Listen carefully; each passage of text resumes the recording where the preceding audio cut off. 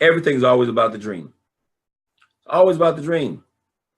I was 28 years old. I'd already done 6 years in corporate America. And a guy stopped me in the locker room and asked me, do I know anyone who'd like to make an extra 50, $100 a month? He didn't talk about getting rich. He didn't talk about getting wealthy. He didn't even talk about freedom. So you don't have to oversell this thing. You know, the average person would love to make an extra $300 to $500 a month. So we're talking about putting millions of people in Carabaos. Now we're talking about 20, 30, 40 million people in Carabaos.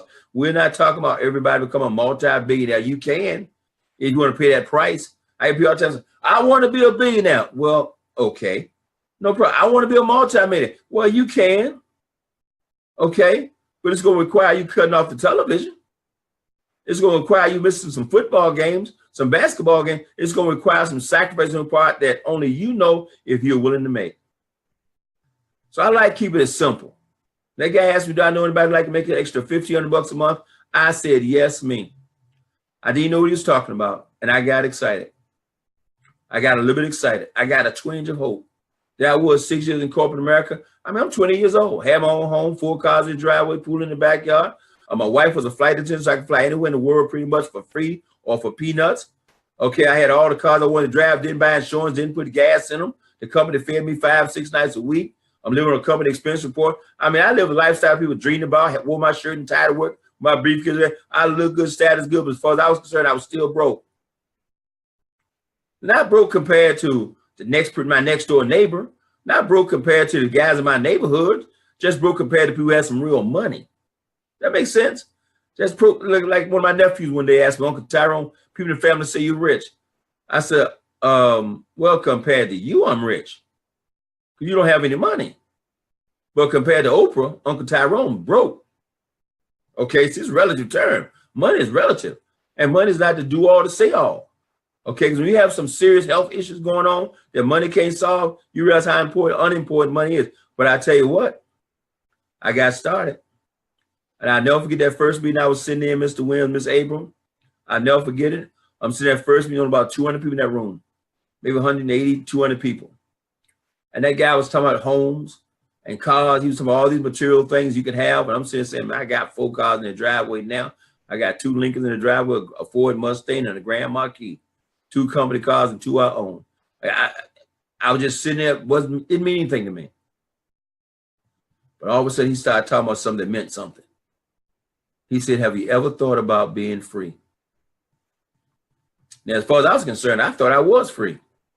I mean, he talking about the height of ignorance. I thought I was free.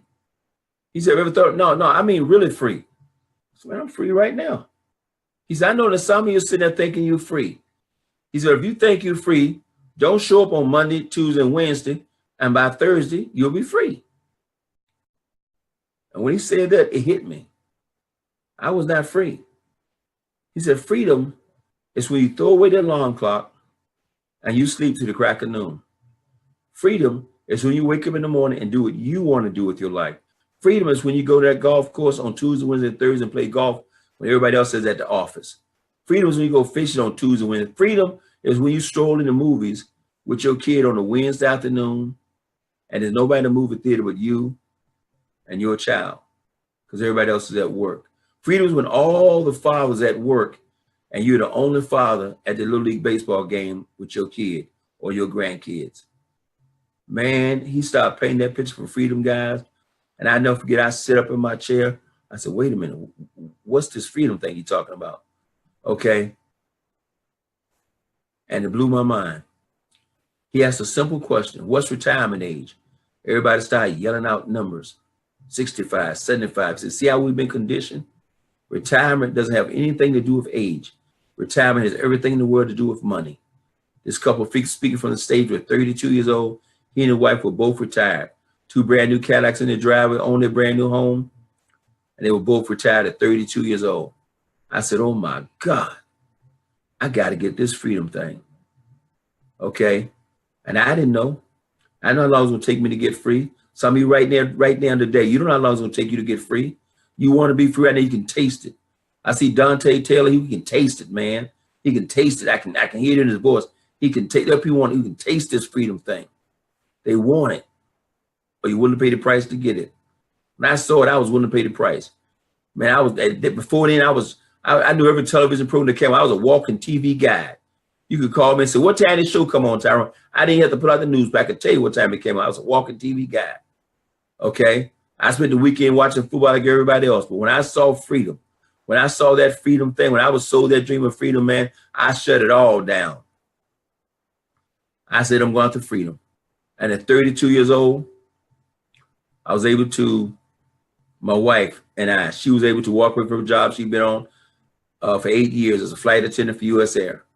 And she walked, yes, we gave up the flying privileges. Yes, we gave the benefits. Yes, we gave up the stock options, gave it all up. Okay, why? So I had a kid and he didn't even know his mama. He'd come home and she'd go to reach for him and he'd run because she's flying and she didn't know him and he didn't know her. Okay, it was breaking her heart. I said, quit. And she walked away at 32 years old. My son don't even remember. He's 32 right now. He don't ever remember his mother having a job.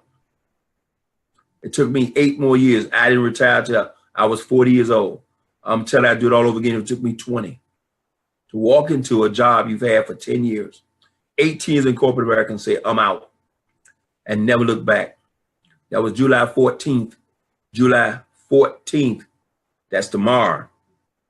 That'll be 22 years.